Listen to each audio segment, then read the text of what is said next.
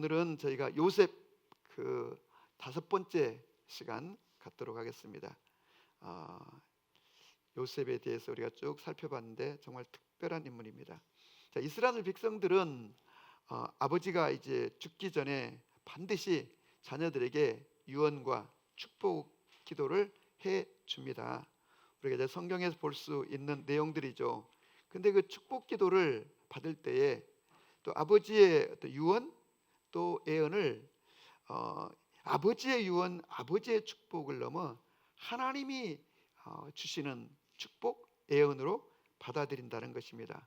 그러니까 당연히 그 아버지의 축복과 예언은 반드시 이루어질 것이라고 믿는다고 하는 문화와 전통을 갖고 있는 거죠.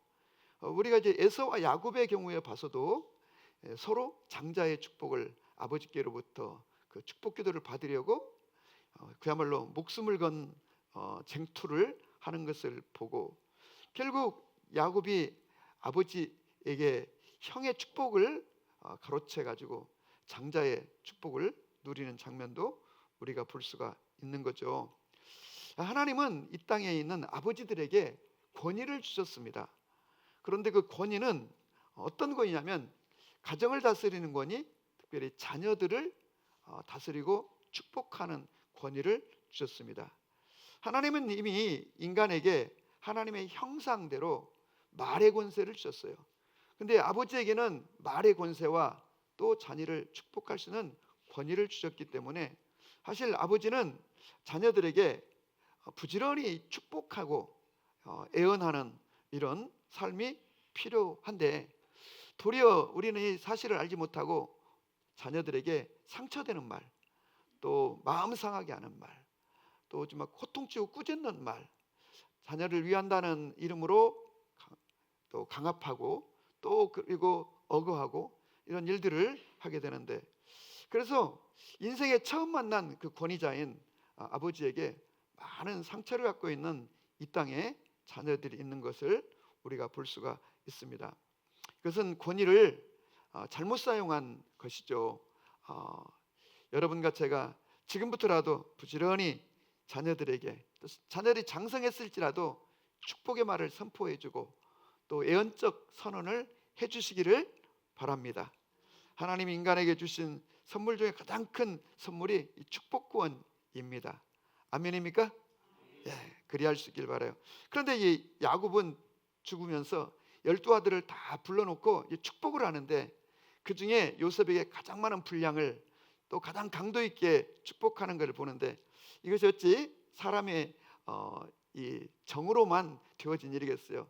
성령의 감동으로 축복하는데, 이제 중요한 것은 이 성경에 나와 있는 이 축복은 이 야곱이 자기 아들 요셉에게 한 축복이란 말이죠. 중요한 것은 이 모든 성경이 다 인류를 향한 약속의 말씀이고 예언의 말씀이고 축복의 말씀이라고 하는 사실입니다. 중요한 것은 그 누군가가 믿음을 가지고 이 말씀을 나의 말씀, 레마의 음성으로 받으면 이 말씀이 나의 말씀이 되고 나의 삶에 적용되는 것입니다.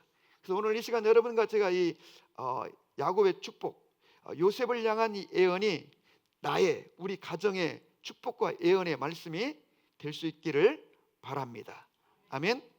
자, 요셉을 향한 야곱의 축복은 첫째, 오늘 22절에 보니까 요셉은 무성한 가지 곧 샘 곁에 무성한 가지라, 그 가지가 담을 넘었도다 그랬습니다. 첫째는 요셉의 가지는 무성한 가지라는 거예요.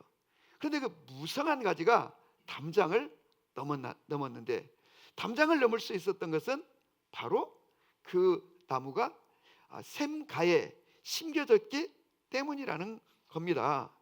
여러분, 가지가 무성할지라도 이 담장이라는 게 있으면 막혀서 나갈 수가 없는 거죠. 일종의 담장은 장애물이라고 할 수 있어요.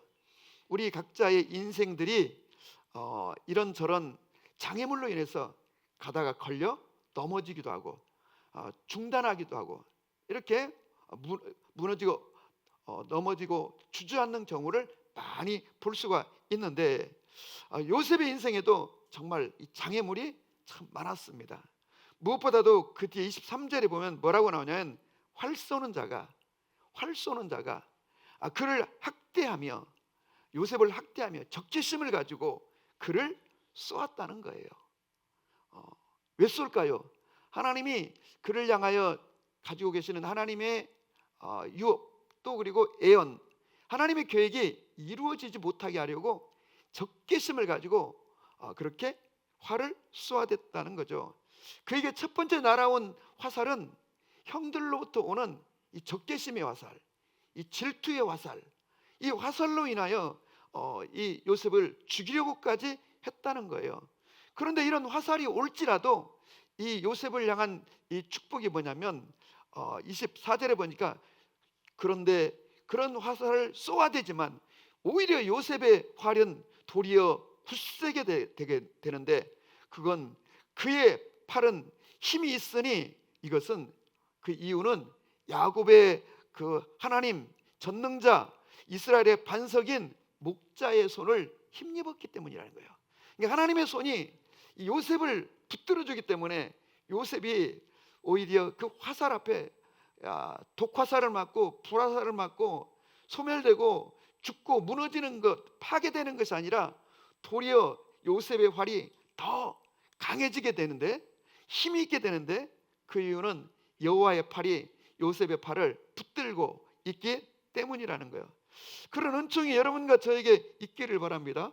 그래서 그 적개심으로 인해서 동생을 죽이려다 팔았는데, 놀라운 사실은 하나님은 그 화살을 쏘아대지만 화살이 오면 올수록 더 요셉의 팔은 견고해지며, 그리고 하나님의 뜻이 이루어지는 걸 보게 되는데, 그 동생을 팔았기 때문에, 요셉은 팔렸기 때문에 이집트에 갈 수가 있었고, 이집트에 가서 놀라운 하나님의 뜻을 성취하고 이집트의 총리가 되는 것을 볼 수가 있습니다. 두 번째 요셉에게 날아온 화살은 바로 보디발의 부인, 그 부인의 유혹의 화살이었습니다. 그런데 그 유혹의 화살 앞에 그는 무너지고 또 깨어지는 것이 아니라 오히려 그는 그 독화살로 인하여 더 견고해지고 더 그 팔은 강해지게 되었다는 겁니다. 그래서 그 모함 때문에 비록 요셉이 감옥에 던져지는 일이 벌어졌지만, 도리어 하나님은 그 요셉을 그 감옥에서 견고하게 강하게 해 주셨다는 것입니다. 그래서 그는 그 속에서 많은 왕궁에 있는 정치범들, 죄수들을 만나게 되고, 그들을 통해서 왕궁에 되어지는 모든 일들을 파악할 수가 있고 고급 정보를 얻을 수가 있었고, 그리고 많은 것을 배울 수가 있었고, 장차 총리가 되었을 때 그 모든 것들이 그에게 다 필요되어지는 자산이 될 수 있었다는 겁니다. 그는 감옥에 갇혀 있는 동안에 하나님을 더 깊이 묵상하게 되었고, 그리고 감옥 안에서 더 꿈을 해석하는 탁월성을 갖게 되었다고 하는 것입니다. 이것이 그가 두 번째 그에게 왔던 화살인데, 그 화살로 인하여 감옥에서 도리어 이 요셉은 강화해지고 총리로 준비될 수 있었다는 거예요. 세 번째 요셉에게 날아온 화살은 바로 술 관원장의 망각의 화살이었습니다. 그가 술 관원장의 꿈을 해석해주고, 당신이 곧 머지않아 왕 앞에 복직하게 될 것입니다. 그때 나를 꼭 기억해 주십시오. 나는 이곳에 있을 사람이 아닙니다. 또 왕에게 든지 자관 어떻게 해서 내 사정을 말하여 이곳에서 나갈 수 있게 해주십시오. 이제 이 큰 은혜를 입었으니 그 술 관원장이 얼마나 단단한 약속을 했겠습니까? 또 얼마나 고마웠겠습니까?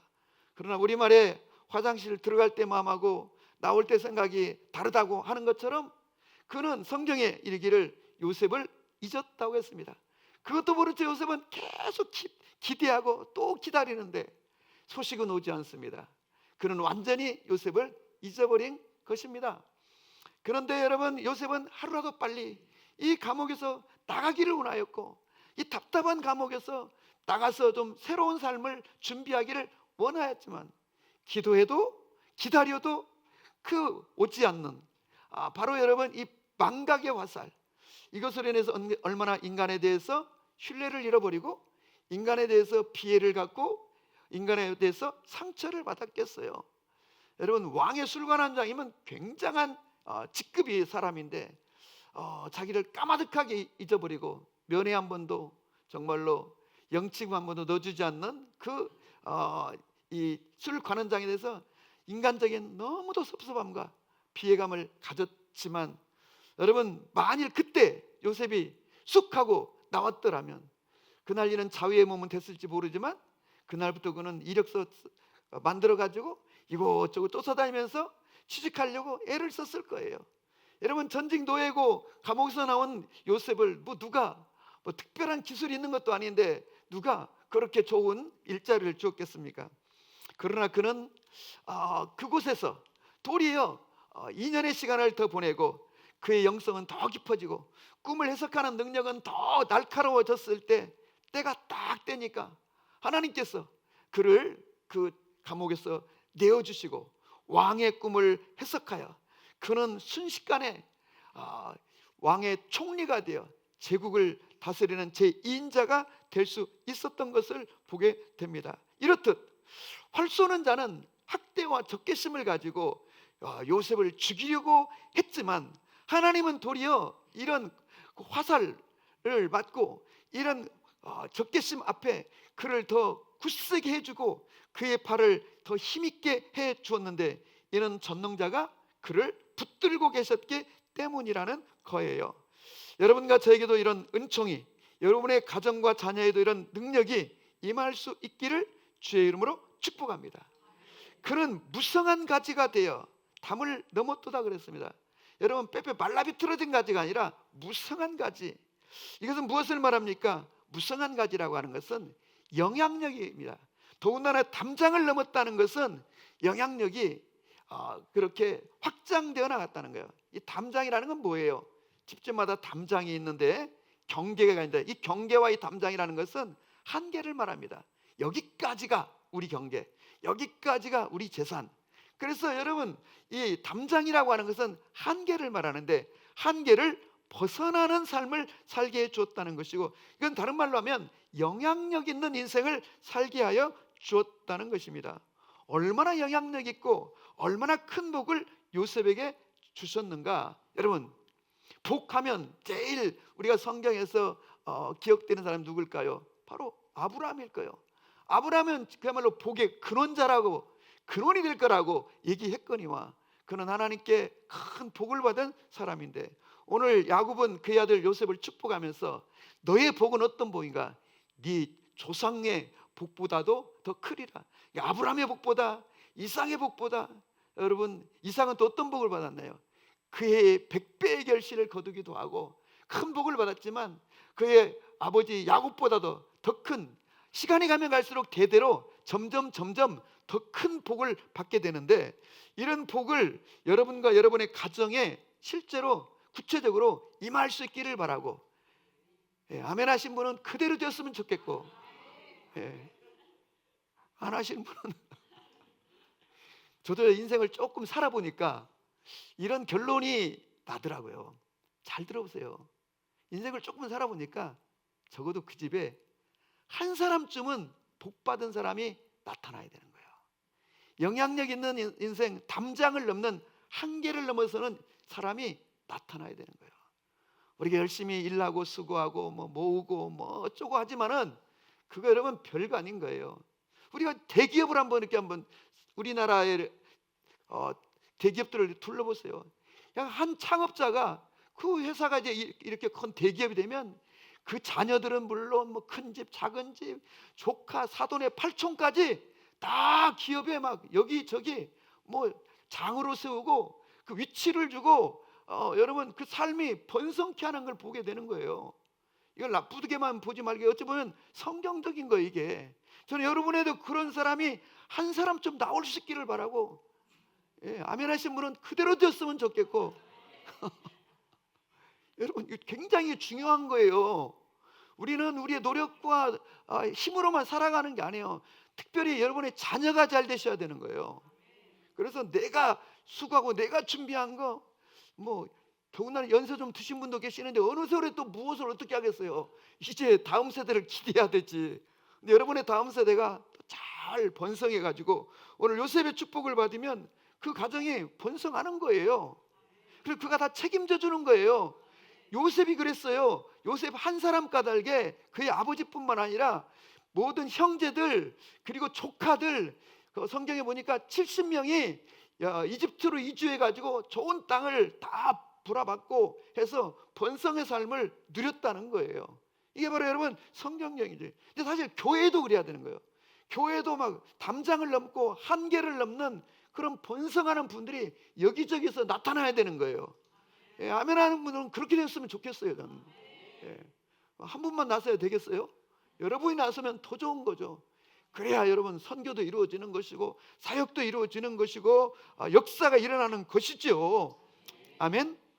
그런데 요셉은 가는 곳마다 이런 영향력 있는 삶을 살았어요.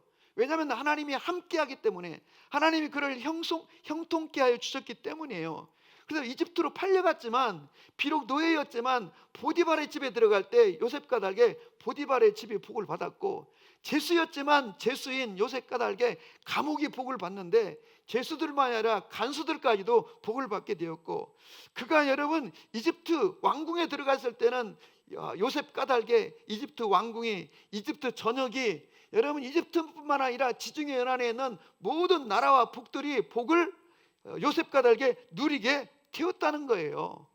이런 복을 누리시기를 주의 이름으로 축복합니다. 김용석 시인이 쓴 가을이 오면이라는 시가 있어요. 나는 꽃입니다. 잎은 나비에게 주고 꿀은 솔방 벌에게 주고 향기는 바람에게 보내었어요. 그래도 난 잃은 게 하나도 없어요. 더 많은 열매로 태어날 거예요. 가을이 오면. 그러니까 이파리도 나누어주고 꿀도 나누어주고 향기도 다 주었지만 나는 잃은 게 없다는 거예요. 가을이 오면 더 많은 열매로 태어날 것이기 때문에. 그래서 하나님의 백성, 하나님의 사람은 더 베풀고 나누고 그렇게 영향력 흘려보내는 인생을 살면 소진되고 없어지는 것이 아니라 더 많은 것으로 더 많은 것으로 열매 맺어지게 된다는 거예요. 이건 예수님이 이미 약속하신 거죠. 누가복음 6장 38절에 주라 그리하면 너희에게 줄 것이니 곧 후히 되어 누르고 흔들어 넘치도록 하여 너희에게 안겨주리라. 막 흔들어 가지고 차곡차곡 넘치도록 해서 너희에게 안겨주리라. 이런 축복이 우리 가운데 있기를 바랍니다. 그런데 어떤 사람은 누군가에게 주고 그 사람에게 받으려고 하는 거예요. 저 인간은 은혜도 모르는 인간이라고. 저 친구는 참 사람이 됨됨이가 안 됐다고. 그럴 필요 없어요. 여러분, 내가 준 것을 그 사람이 나에게 갚는다면 뭐 얼마나 갚겠어요. 그러나 우리가 흘려보내면 하나님이 우리에게 갚아주시고 하나님이 흔들어 대어 넘치도록 하여 주신다는 거예요. 그런 은총이 있기를 바라요. 어느 필리핀 선교사님이 필리핀 난민 사역을, 빈민촌 사역을 하시고 참 이런 안타까움을 토로하였습니다. 필리핀 그 빈민촌에 살고 있는 사람들을 보니까 그 가난이 세습이 되더라는 거예요. 대대로 그 가난에서 벗어나질 못하더라는 거예요. 왜냐하면 가만히 보니까 이 사람들은 그냥 받는 데는 도사인데 주는 데는 백치와 같다는 거예요. 그래서 그들이 그 자녀들에게 보여주는 게 없으니까 그 자녀들도 부모에게 똑같은 삶의 방식을 배우고, 그래서 그 가난이 세습이 되고 벗어나지 못하는 것을 보았다는 거예요. 여러분과 제가 꼭 이 베풀고 섬기고 나눈다는 것은 있어야만 하는 게 아니죠. 나에게 있는 작은 것, 그것이 무엇이든지 간에 때로는 그것이 여러분 무형의 기도일 수 있습니다. 중보기도. 때로는 나의 관심일 수 있습니다. 사랑, 섬김일 수 있습니다. 때로는 물질일 수 있고 때로는 시간일 수 있는데, 우리가 부지런히 섬기면 내가 그거 얼마 안 되는 걸 섬겼지만 주님은 넘치는 것으로 감당할 수 없도록 주님의 수준에서 우리에게 다시 되돌려 주신다는 거예요. 아멘입니까?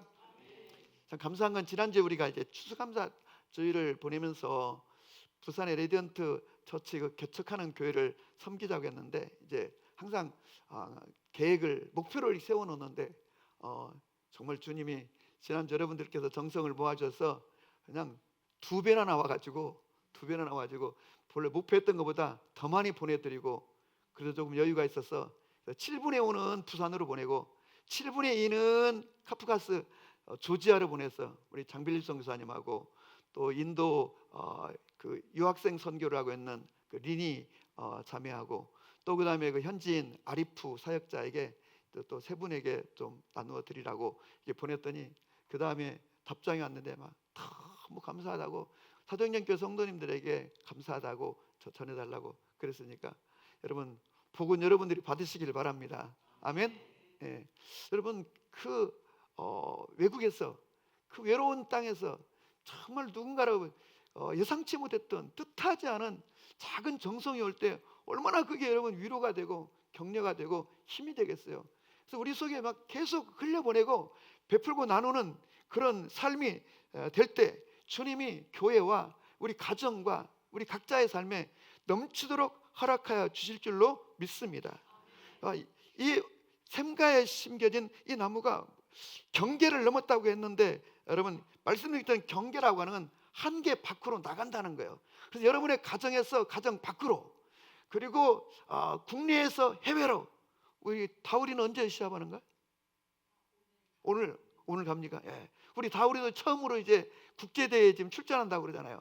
이제 국내에서 해외로 또 우리 가정에서 막 밖으로 또 우리 교회에서 또 밖에 있는 선교 교회로 열방으로 흘려보내는 여러분의 가정, 여러분의 자녀가 될 수 있기를 주의 이름으로 축복합니다. 이렇게 무성한 가지가 되어 담장을 넘을 수 있었던 그 이유가 무엇인가? 그거는 바로 그 나무가 샘 곁에 있기 때문이라는 거예요.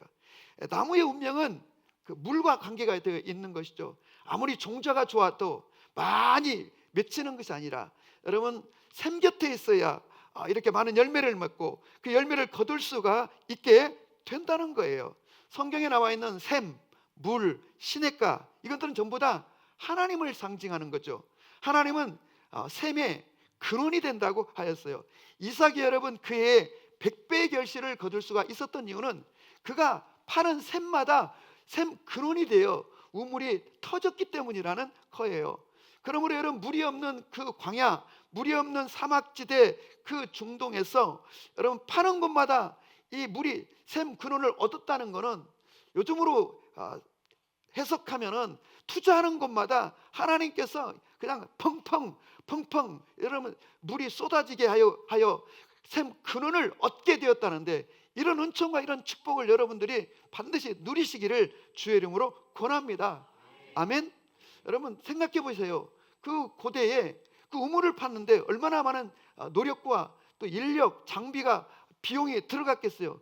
근데 결국은 나오는 듯 하더니 찔끔 나오고 끝내는 샘 근원이 없는 거예요. 그러면 손해보는 거죠. 이를테면 투자를 나름 했는데 아무것도 거두지 못하는 것과 똑같은 것이죠.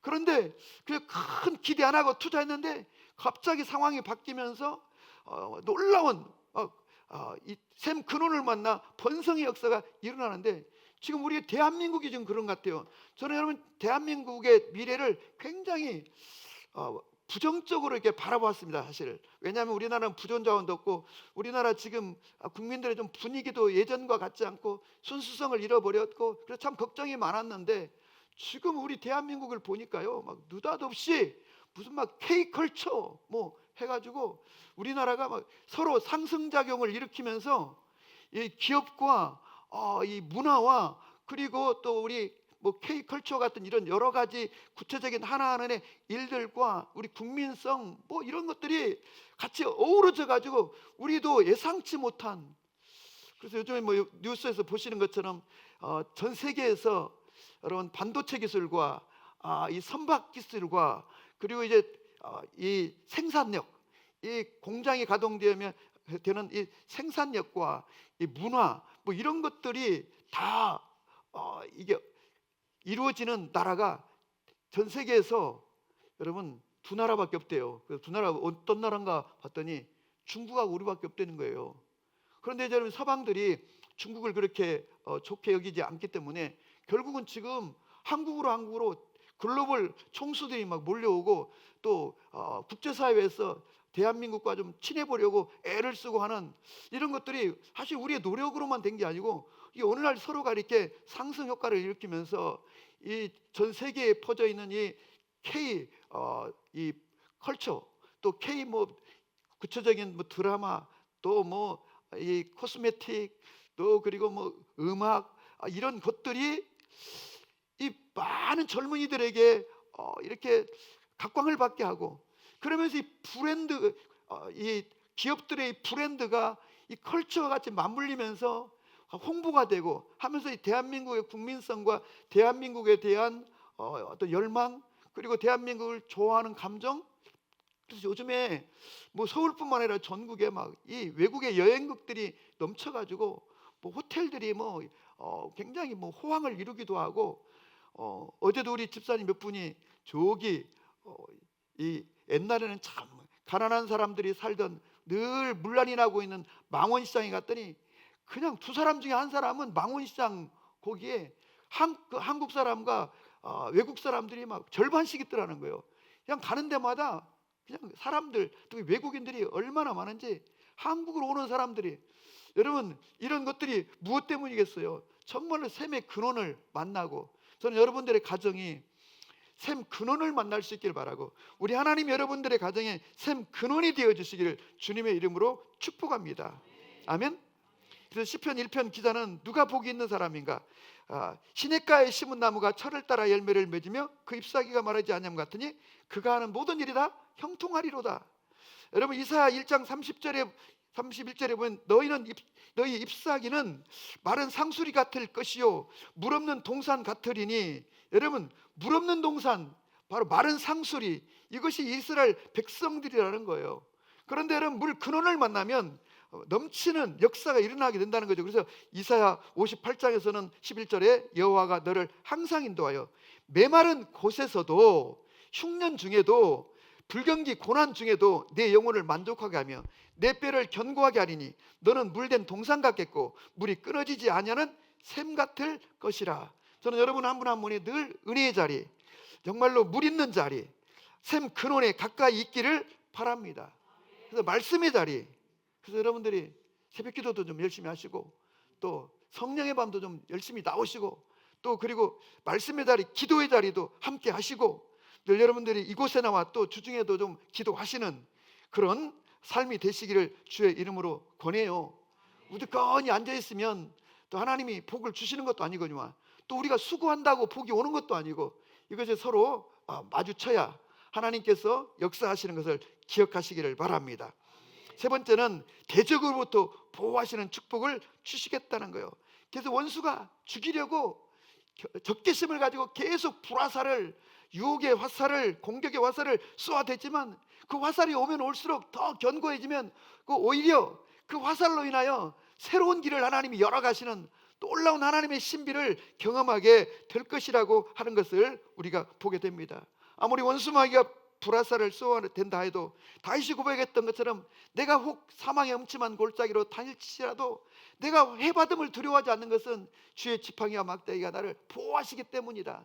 주님의 보호가 있는 그런 가정이 되어서 신명기 28장 6절에 축복해 줬던 것처럼 너는 들어와도 복을 받고 나가도 복을 받을 것이고 여호와께서 너를 대적하기 위하여 일어난 적군들을 내 앞에서 패하게 하시니 그들이 한 길로 치러 왔다가 내 앞에서 7길로 도망가게 될 것이라는 이런 역사가 우리 삶에 있기를 바랍니다. 지난주에 우리가 같이 보았고 선포했던 것처럼 너는 행복자로다, 너는 행복한 사람이로다.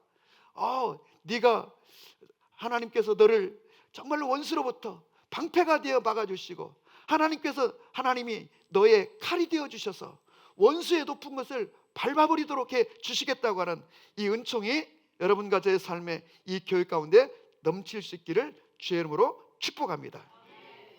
신명기 18장으로 말씀을 마치고자 합니다.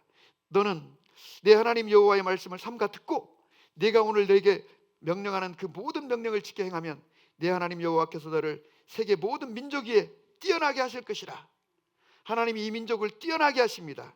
복음의 역사를 위해서 네가 내 하나님 여호와의 말씀을 청종하면 이 모든 복이 내게 임하며 내게 이르리니 성읍에서도 복을 받고 들에서도 복을 받을 것이며 내 몸의 자녀와 내 토지의 소산과 내 짐승의 새끼와 소와 양의 새끼가 복을 받을 것이며 내 강주리와 떡반죽 그릇이 복을 받을 것이며 내가 들어와도 복을 받고 나가도 복을 받을 것이니라. 이런 은총 여러분과 저에게 있어지기를 주의 이름으로 축복합니다.